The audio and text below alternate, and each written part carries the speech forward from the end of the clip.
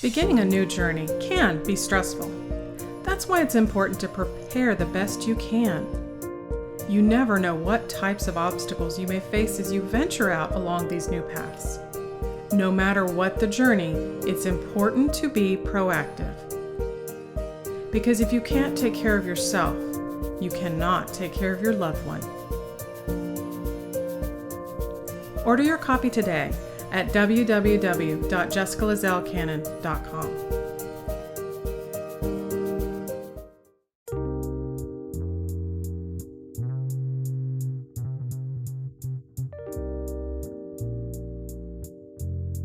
Hello, and welcome to the Proactive Caregiving Podcast. As a CPA with over 20 years as an industry accountant, Jessica stepped away from the corporate world to become a full-time caregiver for her mother. Having learned invaluable lessons along the way, she is now here to share those with you and to invite you to join her on this caregiver's journey. Here is your host, Jessica Cannon.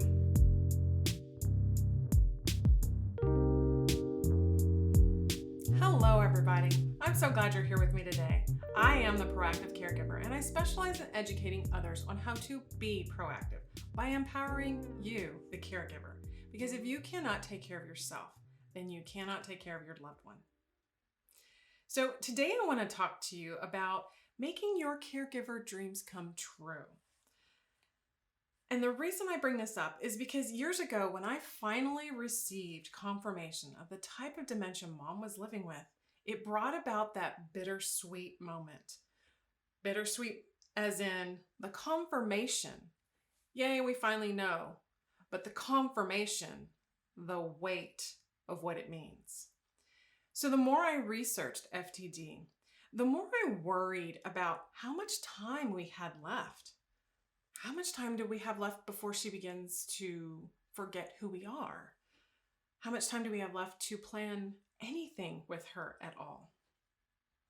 So I think you've probably experienced this yourself, but life can become filled with so many different types of distractions that we lose track of time and we forget about how much time has passed until we're faced with that moment with the loss of time or the potential that we could be losing time.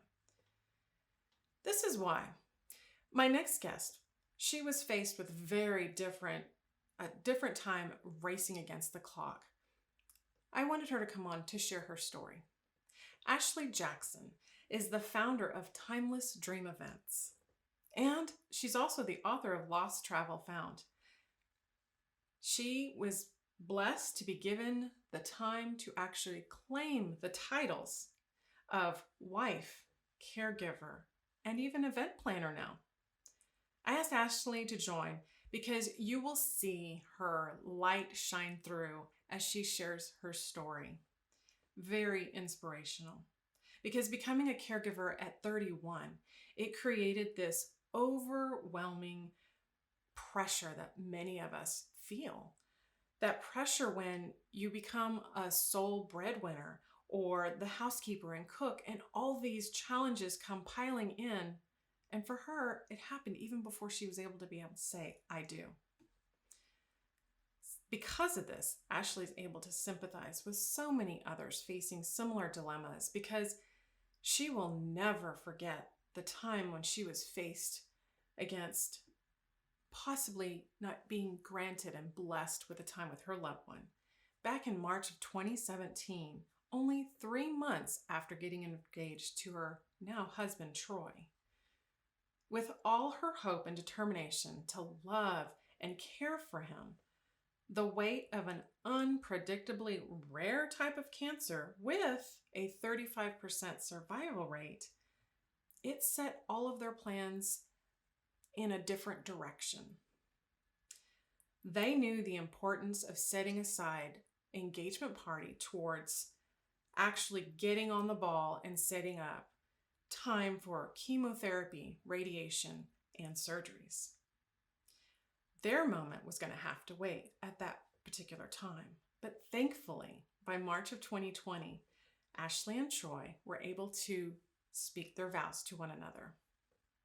So through this divinely timed experience, Ashely realized what her purpose in life was. And it's It's still, it's amazing to me when I hear caregivers speak about their purpose, finding their purpose in life through these type of tragedies and traumatic situations.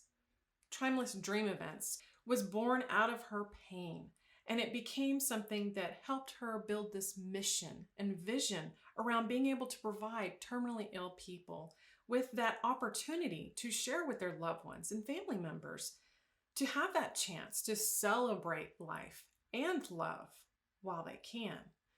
She plans various different events, and she does this sometimes on a short notice because each situation is unique and has sensitive details. Ashely has been humbled beyond what anybody can imagine, but she's turned her pain into blessings for others. And that's why I'm so glad to have you here with me today, Ashely. Thanks for coming on. Well, thank you for having me. I'm so excited to talk with you today. Absolutely, because this is one of those stories that, every caregiver experiences all kinds of stress, and we go through trauma for various reasons. But I can't imagine when you're at that point in life, and I don't know if you were that little girl that had been dreaming of that marriage, wedding dress, reception, the whole thing since you were little bitty, and then having that moment come and feeling like it was pulled away from you. What was that like? Yeah, so just going back to 2017, um, I'm a little obsessed with Disney, so that's a precursor. My boyfriend at the time, Troy, and I were at Disney World in Florida celebrating the new year together, and he proposed to me right before the fireworks went off in front of Cinderella's castle. I'm like, how can I say no to that?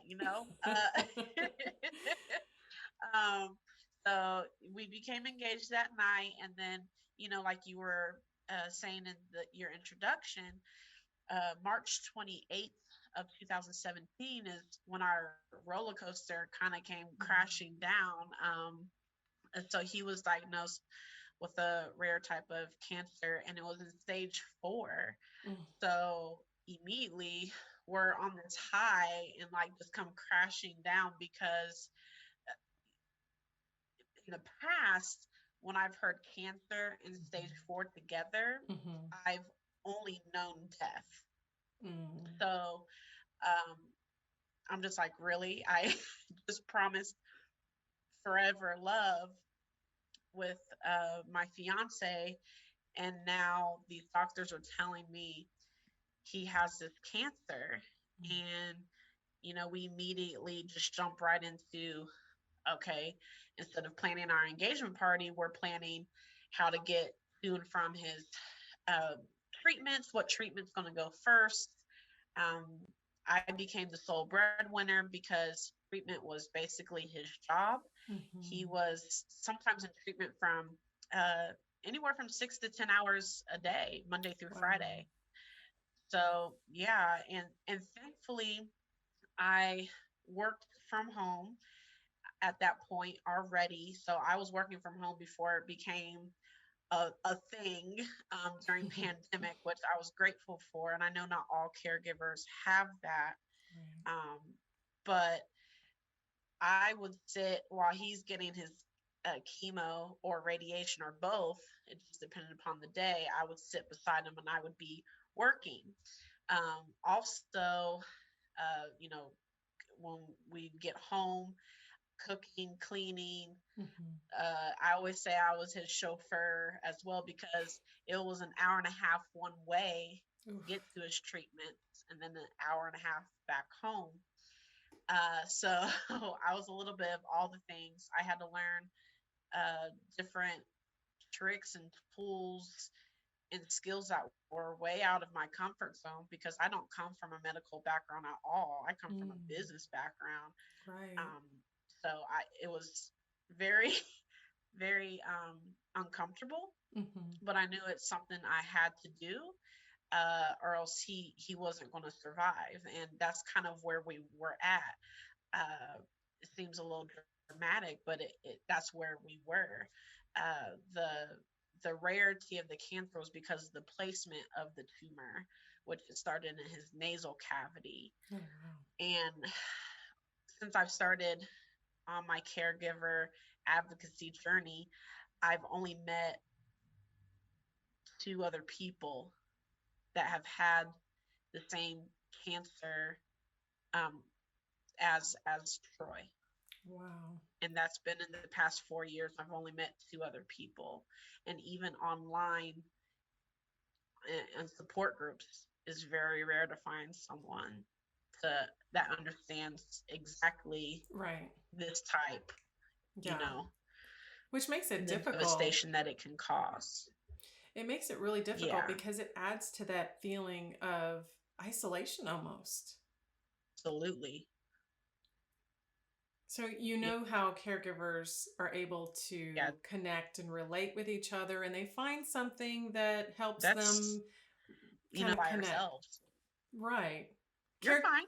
Caregivers are already feeling that sense of disconnect because sometimes these types of like having to care for your loved one in the way you were caring for them and that especially the long drive, I'm sure that left very little time for you to connect with other friends and family even. So it makes you feel so much more isolated. And then being able to connect with someone to understand the actual type of cancer that he's having treatment for made it even harder. Absolutely. And uh, to even go a little bit further with it, uh, I met the one of them that I met. It was actually the caregiver. So it was the daughter of someone that cared for their father with it, and he had passed, so he didn't Mm, survive it. wow. So it was just very, very eye opening, um, to just go through this whole experience. And at 31 years old, I mean, I didn't know what I was doing. Yeah. I'm just glad Troy gave me grace Mm, because I made mistakes, um, which I know we all do. We right. try to be perfect, we try to be strong. Um, but I'm here to say you don't have to always wear that cape. You Right. can take the superwoman cape off because, listen, I'm tired. Sometimes I'm just plain tired and I want to put it on the hook for one night. I want to take the cape off and put it up for one night. At least, yes, absolutely. Yeah. So let's take a step back and see what was life like for you before you guys were thrown into this new world of existing and surviving. Oh, yeah. I like how you worded that. So we were really active. Like we ran 5Ks almost weekly. We would run almost every other day together to prepare for the 5Ks. We did a half marathon. We traveled on a whim, as much as we could get away. Again, I'm obsessed with Disney, so he had to learn to like Disney. I'm not going to say he loves it, but he had to learn to like it for my sake. And um, we there was restaurants, types of food that we would both like to frequent and enjoy. Some of those things have vastly changed Mhm. since he's gone through the treatment. One, for anybody that might be listening that has been affected by cancer, whether it's yourself or someone you're caring for, uh, you know that chemotherapy and radiation can change your taste buds. Mhm. Makes you sick. So then you just don't want that type of food anymore, or whatever it be. He's tired, so it's not like we're going to run a half marathon Right. tomorrow. So, and there's just been a little. things here and there, um, that are that has changed, that seems bigger to us, but it hasn't hindered us in the way, that we can't find ways to have fun and live Right. either. So I try not to focus on what we can't do. So he can walk or lightly jog for a mile with me, Nice. or we might be able to get up and have a dance party for 5 to 10 minutes to get some of the jitters and anxious feelings out of our bodies. We Cool. might sing high, loud, and off key one of our favorite songs. Like I try to focus in on the good in the things, Hmm. so that it doesn't make me so sad about some of the things that we can't do to the same extent. Right. Right. So I know in those moments of it being like this was the love of this is your the love of your life, and being faced with this, especially right before you actually said your vows to each other. Did you feel like you were a caregiver? Did you actually take that title later down the road, or did you actually recognize that you became a caregiver? That's a really good question. I had no clue I was a caregiver. I didn't know what that was. I thought a caregiver was you take care of your parents when they get older. Right. So I was like, well, that'll be me in 30, 40 years when I have to take care of my mom. Uh, it wasn't until about a year down my caregiving journey when a nurse actually asked me how my caregiving journey was, and I said, what do you mean? What is that?" And she's like, "Honey, you're a caregiver." Mm. I'm like, "Well, where's my money?" Because I'm like, "Well, I'm not getting paid." She's like, "No, you're a family caregiver." I said, "Oh, okay. Well, I just stepped up to the plate because who else was going to care for him?" It just Mhm. wasn't a thought. There was not a title to it. It was Right. love. It was done out of love. I love the way you put it that way, because that's what we do. We respond to the needs of our loved ones, and we don't even recognize that that response is a very caring and nurturing response. Right. Absolutely.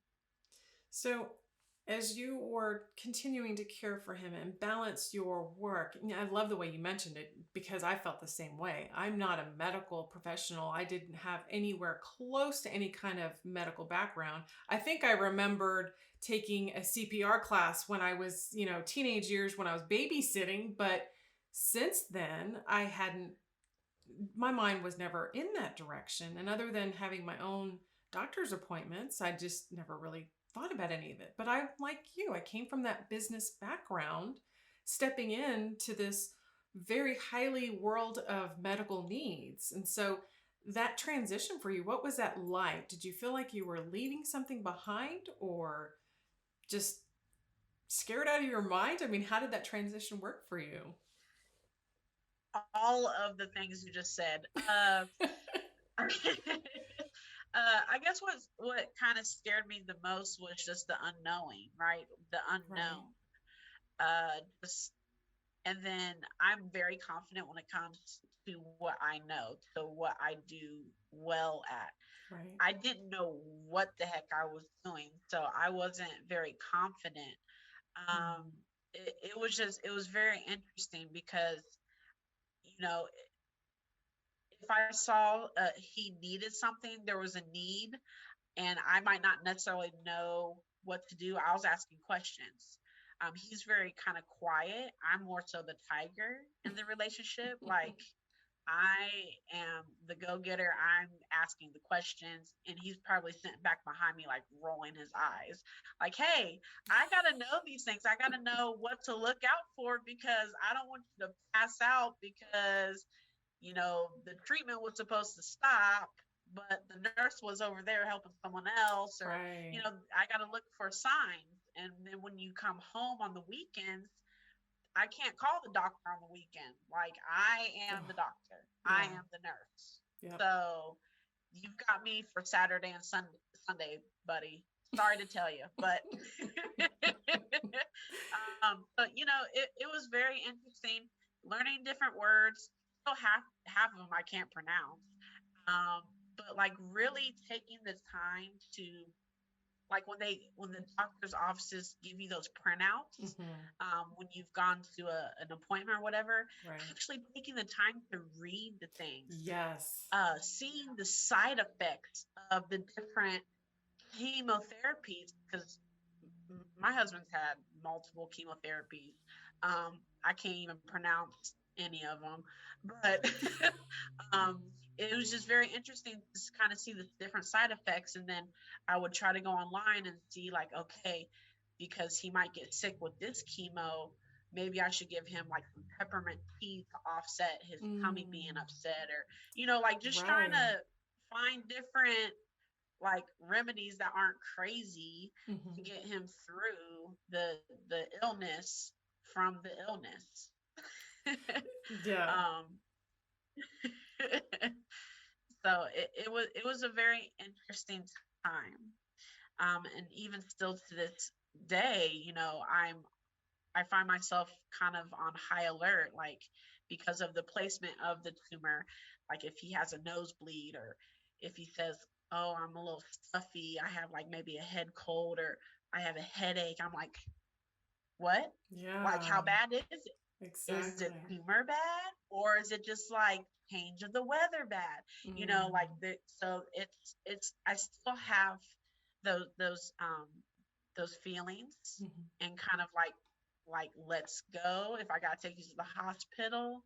um and I think it will lessen through the years, but once you've been diagnosed with cancer, you're seeing a doctor for life, whether Yeah. that's every 3 months, every 9 months, every year.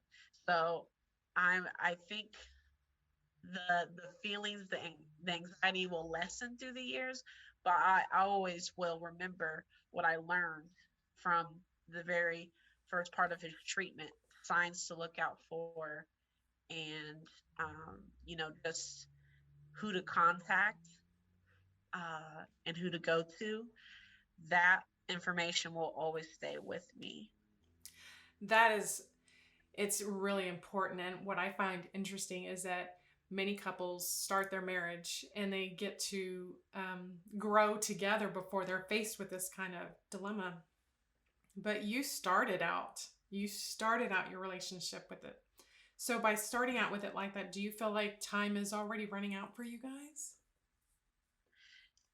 That's a good question. You've got some really good questions, actually. So I'll also add in, because I do get asked a lot, did I think about calling off the wedding Mm, or not mm-hmm. marrying him?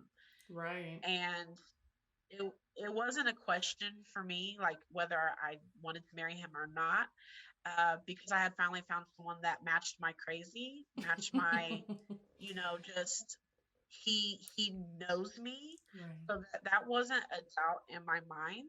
Uh, I did ask if we could postpone until like when he Mm, was out of treatment. right.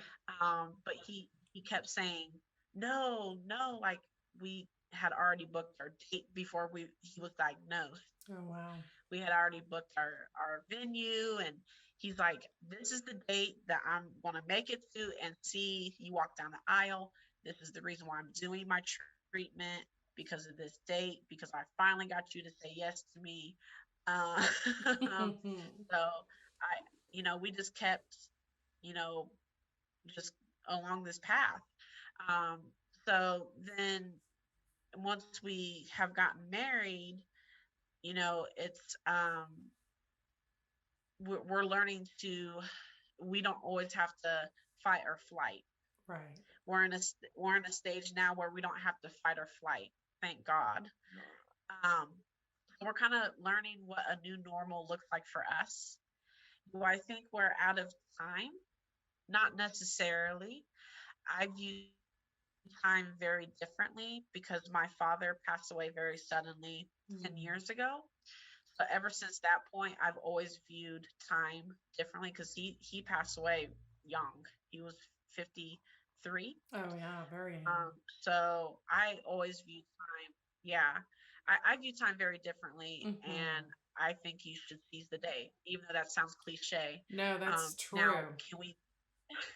Yeah. Now, can Troy and I get off to the Bahamas or to Bali or Bermuda anytime we want to? No, there's a pandemic, but um, we like to sit on the couch and binge watch Netflix, Hmm. or read a book together. We find different ways that gives each of us joy. Hmm. Um, to seize that moment. And I'm learning more to be in the moment, Right. um, because the memories are what you're gonna, be able to grasp, hold on, and Absolutely. have those everlasting memories. And I'm glad you said it that way too about, you know, I'm sad that your dad is no longer with you, but after living, seeing, feeling the loss and living life and knowing that we're not guaranteed tomorrow, it does give you a different perspective. Right. I think when my dad passed as well, it gave me that same realization of, wow, there is in fact a time clock, and not what I Yeah. assumed when people are going to be here for decades more and they aren't. It's like we can't make those assumptions. So we definitely have to learn how to live in the moment a little bit more than we have been. So that's one of the things that I think is really interesting, that what came out of this experience for you and Troy is that, when some people say it, whether it's an old saying or the Bible joke of, I grew up hearing, if you want to make God laugh, then make a plan. And I realized there are certain things that we can plan, and there's certain things that just kind of happen, and then we have to plan the best out of it. So that seems like what you kind of did with your experience. And so, what does timeless dream events mean to you now after going through this experience with Troy? And you're kind of on the other side of this, on the uphill Yeah. side.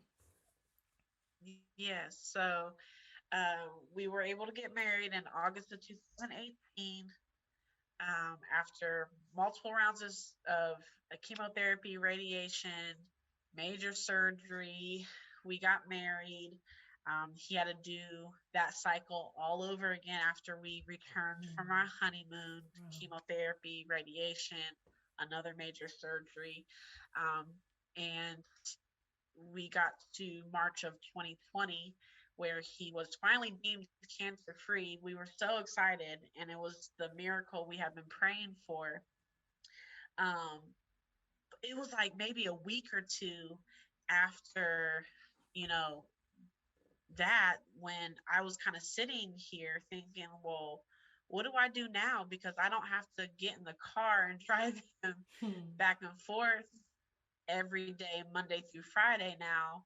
So what am I supposed to do with myself? Because as caregivers, as you all Mm-hmm. know, you put yourself to the edge of the plate. Right. Sometimes you fall off the plate, which is what I call burnout. Yes. And um, it's just, you don't think of yourself, and that's exactly what happened. So like in April of 2020, I literally just started bawling my eyeballs out because I didn't know what to do. I didn't know what Mm. Ashely wanted. I didn't even know who Ashely was outside of being a caregiver Right. and wife. um Mostly caregiver, because I always put caregiver first. Yeah. i'm I have to consciously remind myself to say I'm wife, then caregiver. Mm-hmm. Um, so I invested in myself. I said, look, I have to invest in myself to figure myself out. And Frey was all for it. He said, you know what, the past 3.5 years, you've done all of the things for me. It's your time, because I'm sitting Awesome. here on the couch or on the bed sleep. I got to rest my body. So you go out Mm-hmm. and do what you need to do for you. So I hired a business coach, and it took a couple months, but just kind of talking about my life story and my caregiving experience and what my passions are. It just clicked. So Timeless Dream Events was something born out of my own pain, planning a wedding with and for someone that I just wasn't sure if I was going to actually be able to marry. Um, and now I'm able to help others do the same, whether they are chronically or terminally ill or not. I do have clients that come to me just for the simple fact that they read my story on my website and they're like, whoa, Yeah. this is major. I want to be a part of it. But I have been able to help those that have a very, very short time constraint, either get married or have a celebration of life. Um, so I've been blessed to be able to kind of turn my own mess into a blessing for others. And just it's my purpose is sharing my story for other caregivers to learn from, to you know, empower them to share their experiences. Mm-hmm. And Timeless Dream Events, I say, is the vehicle to get me there. So and then I took it up another notch in June of 2021, and I published my first book. Yes, Uh, congratulations. yeah, thank you. Lost Travel Found. I Mhm. published that, and it's just my story of my grief and caregiving journey, and how I use my passions to work through uh, those like grief and burnout moments that I've Mhm. had in my life, and my Phoenix Rising story, because I Hmm. realized at first when I was writing my story, I was like, this is a love story to my dad and my husband. Hmm. But then it's like the last third of the book, it actually talks about the love that I found for myself. Nice. So it's it's kind of interesting because we, like I mentioned earlier, we push ourselves to the back. We're behind the curtain. No one knows about us. But we have to love on ourselves, because I had to realize if I became ill, if I became sick to the point where I had to go to the hospital, who was going to take care of Troy? Yeah, And sure, there might be some people that would step up to do it, but no one's going to do it like I do. of course. So I have to take care of my vessel, Mhm. my temple, so then therefore I can love on him and others. Absolutely. And that's something that is, we lose sight of it. And I know most caregivers don't recognize it until they're in that moment of burnout.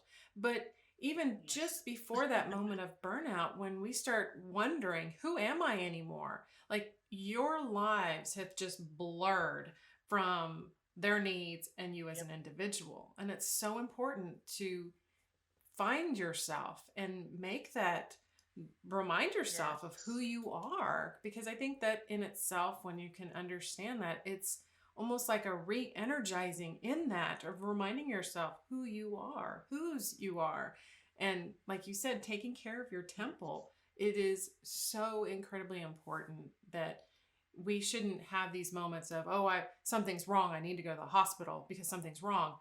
We need to catch it way before that if we can, and not burn ourselves out for Yeah. our loved ones.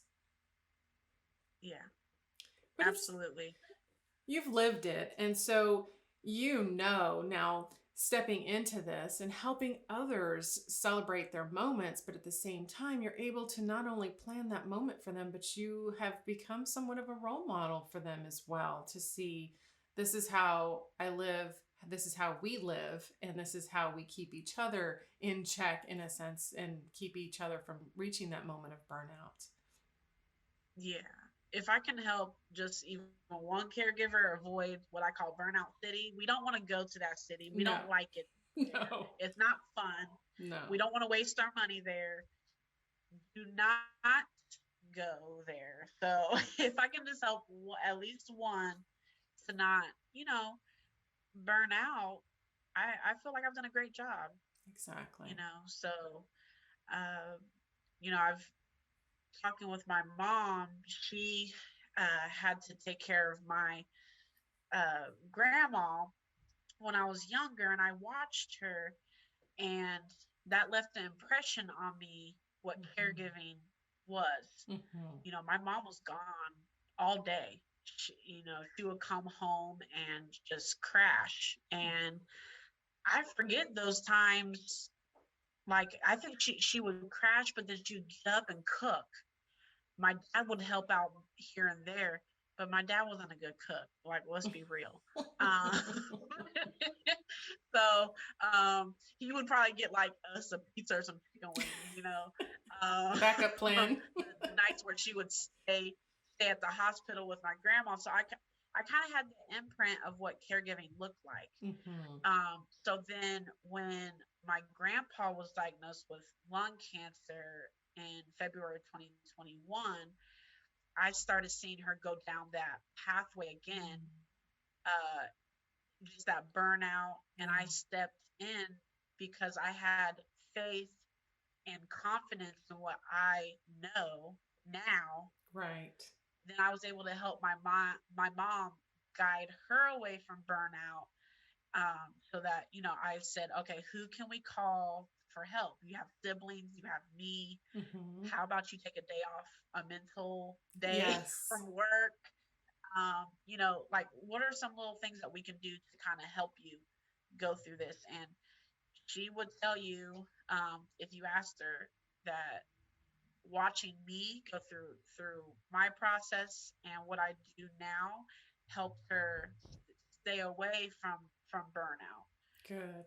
Um, so I, I'm glad to be able to help where I can. I'm very open. I'm an open book, honestly. I mean, I got a book and I put myself out there. Quite literally. But so literally, I'm an open book. But I want to help. I really, really want to help. Yeah. For anybody that is willing to listen, I want to help. When the help is needed, because it's like you said, you entered into this world, stepped into his world basically, that of panic and not knowing what to do, and you had a choice, but you made the choice to figure it out. And I think sometimes others that family drama that's introduced, sometimes the sibling rivalries, all that kind of stuff, is because sometimes they don't know what to do or how to do. And sometimes it's easier to walk away, which creates a lot of that turmoil and heartbreak, than it is to figure it out and learn and do exactly what you did. So I give you so much. I mean, kudos to you for standing by him, because I'm sure that question that you've been asked several times of, or were you going to marry still? Well, why wouldn't you at that point? But yeah, like he says, no one else is going to put up with me. So. You guys, the yin to his yang and back and forth, yes. Match made for each other, that's all. So as you're continuing to live the loving life married and with Troy, thankfully cancer-free, do you still feel that urgency to make plans, just as that, just in case, what if? Or do you do it in a sense where you're just enjoying the life that you've been blessed with? Yeah, so sometimes I'm learning to kind of slow down and go with the flow, have my plans, but kind of just like, all right, we don't have to have the urgency behind it. It's a everyday, learning. Mm-hmm. I do, I'm learning. It's still something that I have to work on, the urgency part of it. Mm-hmm. So he also has a daughter. So I am a bonus mom. Nice. So I think of it too a lot that, I lost my dad, Mm-hmm. and I'm always trying to make plans for her to have memories as well, because those are the things that are going to stick with you, right? Like, Yes. I don't remember not a one thing that my parents got me when I was in 7th grade, Right. but I remember that's the first time I went to Disney. You know what I mean? Yes, Like, absolutely. so I try to make these memories jointly together, as well as him and I, because we have things that we want to see, we want to do, um, but also dialing back and being in the moment is becoming even more important as well. Even if it's just us sitting on the couch and watching Netflix, we don't have to be climbing Mount Everest. Right. You know, so.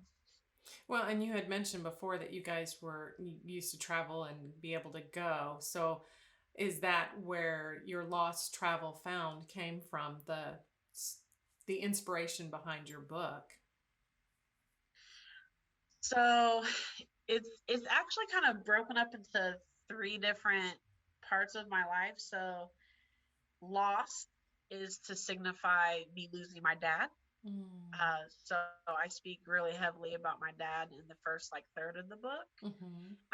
His relationship with me and my brother, him and my mom, him and I personally, and then kind of rolling into, because he passed away, so rolling into my sabbatical that I took to work through my grief. I didn't grieve my dad until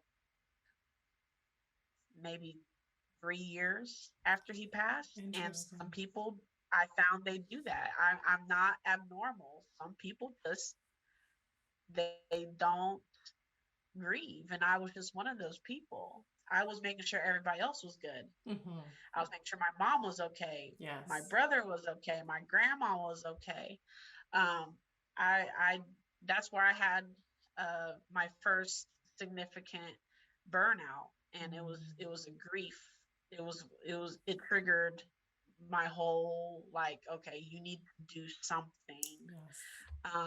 And my something was to travel the world for 9 months. So that's where the travel comes into play, and um, the different things that I got to partake in, people I've met, the lessons that I learned while being abroad. Also, I was with Troy this whole time as well. So I talk about the dynamic of leaving him, but it was okay because he recognized that I was not whole, and I needed to get whole to be better and better for him. And when I got back, is like maybe 4 months after I got back is when he proposed to me. And it was kind of, I think it was just all ordained by God. He has a funny sense of humor. But I think the strength that I learned in those 9 months, it helped me carry me through my caregiving journey. Absolutely. So, and then I talk about my caregiving journey and finding myself, finding my strength, finding me, finding my love for myself. So it's a combination of love story to my dad, my husband, and then me, like I mentioned earlier. That's so cool. And just listening to you, I realize, because one of the things I found about myself through my caregiving journey is that I have many parts within. And what I was hearing from you is that you have a doer part. And sometimes those parts take over and they function sometimes to help us through stages in life. And other times they function so well that it's like you're in autopilot. You don't even realize that it's going and going until there is that trigger point that it's like that doer part finally got tired and just realized, oh, I need a break, which let other parts come forward and gave you a chance to grieve. And in any other Yeah. time, I know to others that may sound like that's cruel. That's, it's not just God being funny, that's cruel, but that's how I've learned through my own caregiving journey that that's how God works. He works through our trauma. He works through us with that trauma and through our weaknesses, and he strengthens us, because look what happened. And then you were able to step in and be there with Troy, and now with your mother and your grandmother. So it's a process.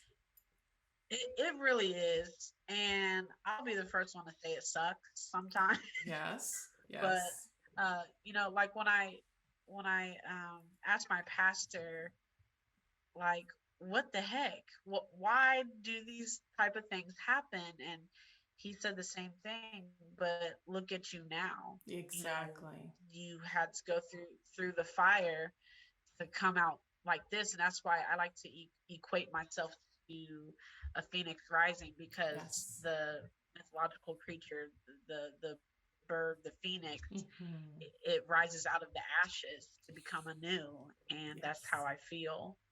I love that you say that, because over the last couple of years, I kept toying with the idea of getting a tattoo. And I kept thinking over and over, I want. And I kept getting temporary ones and scrubbing it off, and no. And this notion of the phoenix kept coming up and kept coming up. And then I realized I was falling in love with this idea, this mythological creature of the phoenix, because it is that part of you. Sometimes a part of you has to die inside to be reborn, a stronger, wiser sense of self. And it's beautiful when it actually becomes that reborn self. I love that you say that. I'm still toying with the idea. I haven't really committed to it yet, because at the same time I'm like, I'm too chicken. I don't want the other kind of a bird. I'm too chicken to get the actual tattoo and sit through it. We'll see. We're not so bad. Eventually. So how do our listeners find your book, The Lost Travel Found? Where are you listed? So obviously Amazon. So you can find me on Amazon, barnesandnoble.com, target.com, and my personal website, timelessdreamevents.com. And if you order it from my website, I do autograph it for you. But of course, I know some people want their books right away. You can get it on Kindle or, within a day later. So fully understand. But that's where you can find Lost Travel Found. And of course, some events that I've put on. I do have pictures of Troy, myself, and some of the weddings that I've helped plan. And you can find me all over social media. Like, I'm all over it. What are you listed as on social media? TikTok. Oh my goodness, all over it. Instagram, Timeless Dream Events, and That's awesome. Actually, I love that you have turned this part of your life into such a triumphant story, because some may, the grief may overwhelm them and take them under, so to speak. And I just love that you have that inner light that kept you going strong. And I know you most likely had moments that you were trying to hide your exhaustion, but thankfully you recognize the cape doesn't have to stay on all the time. You can take it off and give it a break. And even when you're taking it off, you're still inspiring someone else, because you're showing them it's okay. It's okay to be exhausted. Yeah. I mean, who wouldn't be, with the list of details that go into what his care required, what your personal care required, because you're still having to take care of yourself in all of this. That never gets forgotten, or at least it shouldn't. It shouldn't, but it does, unfortunately. Right. So as you go forward in this next year, now we're moving on into year number 2 of COVID, it seems. The events are still being planned. I mean, it's still possible, and people are still faced with moments that they need to act quickly. So what is your biggest goal for this coming year? Yeah, absolutely. So, I have so many goals. Um, Good, good. but I do want to start writing another book. Nice. I'm not sure which direction I want to go in because I've gotten a lot of feedback in 2 different uh paths. So we'll see which direction I take. Some want um, like a detailed travel and how to travel not only um, solo but also how the heck do you travel as a caregiver? Like how do you Right. make that happen? And then others want me to dive deeper into the grief aspect and Mm, be kind of like a light in yeah. that arena because of how I discussed my grief journey. A lot of grief books out there, they're very kind of uh, stern and kind of like really serious. Mm-hmm. If you couldn't tell by now, I like to laugh and smile a Yes. lot. So I would try to find the bright spots when it sucks. I would try to find the bright spots in my day through even still throughout my grief and caregiving journey. So um, another book, hopefully published, either later this year or early next year. Nice. Um, my mom and I have plans of launching a podcast of our own, um, Good. discussing grief and caregiving. Mm-hmm. Uh, so meshing the two together, uh, I think there's a space needed for it Mm-hmm. because a lot of times the person we're caring for does go on, and we just need um, people to talk more about it. Yeah. A lot of times we don't like to talk about death, but it's necessary because once we take our first breath, we're guaranteed to take our last one. It's Yes. just in between those two is what we do with our lives is what counts. Absolutely. And as far as my events go, I do want to put out there on social media at some point coming up within the next month or two that I do want to give my services away for free to a couple that um, may find themselves in the same situation that Troy and I found ourselves in. Absolutely. Um, so I might put it out there on social media for someone to find me a couple. I haven't worked out those details yet, but it's something that kind of dropped in my heart today, actually. Mm. Um, so yeah, those are some of the bigger goals I have this year. Um, and I'm really excited about 2022. Events haven't they've picked up a lot this year. Mm-hmm. But what's interesting is a lot of people have moved away from 200 people and they're moving down to the 50, 75, or even some are doing 30 guests at their wedding. So just to keep it simple and, Mm-hmm. um, you know, simple but full of love. Right. Right. Well, and another saying that my mother had drilled into my head growing up was where there's a will, there's a way. Absolutely. Absolutely. And you definitely will make a way for people to celebrate life and love together. I know you will. Absolutely. So, I'll Ashely, try my hardest. thank you so much for sharing your story, taking the time to share your story with us, because I want other caregivers to see that through thick and thin, that there are brighter times as they can get through it, and making taking the time to plan those events to have those memories is so incredibly important, and that they need to reach out to you as soon as they can at timelessdreamevents.com. Yes. So thanks for sticking with me today and taking the time, and I will definitely be staying in touch, because planning events is all kinds of events. It doesn't have to be just a wedding. Right. I appreciate it. Exactly. Thank you. Well, thank you for joining in and listening today, ladies and gentlemen. I hope this episode gave you a lot more food for thought. Until next time, be proactive. Take care, everybody. Thank you for joining us today. We really hope you've enjoyed this episode. To learn more about proactive caregiving and to hear other episodes of this podcast, please visit www.jessicalazelcannon.com. This podcast is produced by Cannon Light Media, LLC, www.cannonlightmedia.com. Music provided by Chris Paradise.